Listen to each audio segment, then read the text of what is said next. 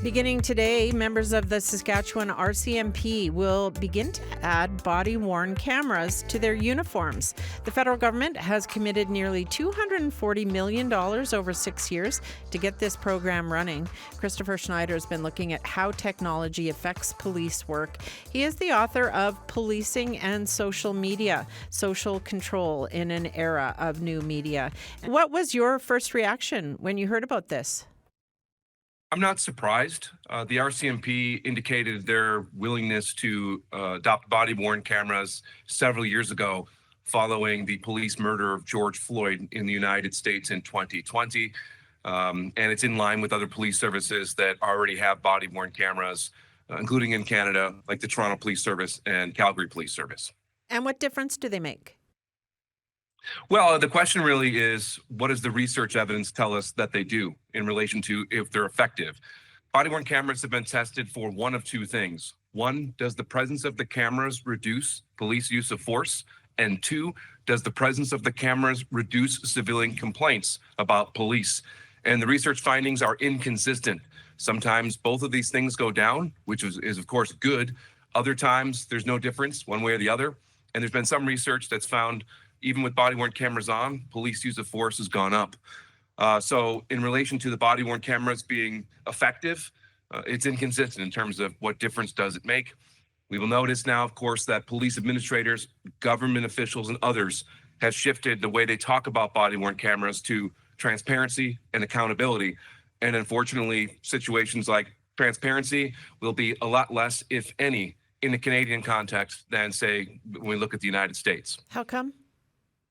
Well, largely in relation to privacy legislation that, of course, is federal out of Ottawa that largely prohibits police from releasing body-worn camera footage to the public. Canadians, of course, have probably seen lots of American body-worn camera footage on sites like YouTube. It's the stuff of nightly news in the United States. And this is because with all 50 states, you have different jurisdictions, laws, and policies. And in Canada, the police, again, are largely prohibited from releasing body-worn camera footage to the public. So the Canadians can expect not to see body-worn camera footage in a Canadian context. And do we know anything about what difference it makes to have that footage publicly available, readily available? Well, I mean, I think the research is still ongoing, but largely what the claims are is that it helps restore trust and legitimacy in policing. However, when you look at numerous circumstances, say again in the United States, which I have, where police forces have released body-worn camera footage, it's largely inconsistent. So police forces are readily able and willing in circumstances that legally allow in the US to release body-worn camera footage that shows officers doing heroic and good things like rescuing people from burning buildings, rescuing cats from trees. That body-worn camera footage, of course, is all over the place online and elsewhere. However, when there's a critical incident, including, say, for instance, a police shooting of an unarmed person in the United States, police services will sort of say things like, well, it's an ongoing investigation and we can't release this footage because it could compromise the investigation and so on. So I'm speaking very generally here. This isn't always the case, but what I'm sort of indicating is that it's inconsistent. Sometimes police forces release it, other times they don't. So it tells us sort of less, more generally, how and in what ways this might restore trust and legitimacy in policing.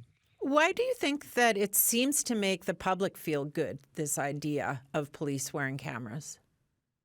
Well, body-worn cameras are being rolled out. Again, they don't really work, or they're inconsistent, I guess we can say. They're largely being rolled out on the basis of beliefs and assumptions about human behavior. So, for instance, of course, a police officer is not going to engage in misconduct or brutality if they're wearing a camera. I mean, why would they? And of course, citizens are going to comply with police commands if they're being recorded. However, the research literature and the evidence just doesn't support those things. And we know that in the surveillance studies scholarship, cameras do not deter bad behavior or bad actors. If they did, nobody would ever rob a bank ever again or steal from a convenience store. We're all surveilled all the time. And body-worn cameras aren't going to stop bad actors, whether it's a police officer or a civilian, from engaging in bad actions. But they do make people feel better about it. So the feelings, of course, do not translate into evidence. And we find the same sort of thing with surveillance cameras, say in downtown areas. people feel safer, and the evidence does support people's feelings, but that does not translate into better safety or reductions in crime, but rather just how people feel.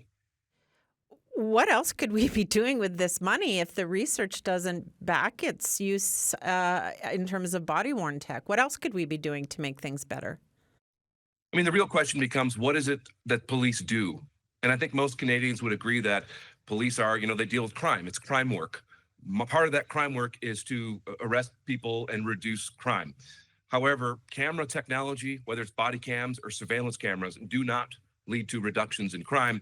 What we do know is investing in social infrastructure, rehabilitation centers, affordable housing, education, training, job training, and so on. These all do, in fact, lead to discernible reductions in crime and harm.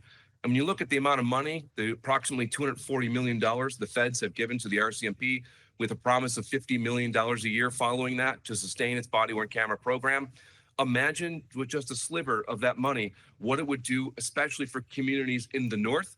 It would be life-changing if you were to invest that money in social infrastructure. And I think that would have a real concrete reduction on crime, a reduction on harm, and would make things better and safer for communities. Thank you so much for your time this morning. Thanks for having me. That's Christopher Schneider, a professor of sociology at Brandon University. He's been researching how technology affects police work.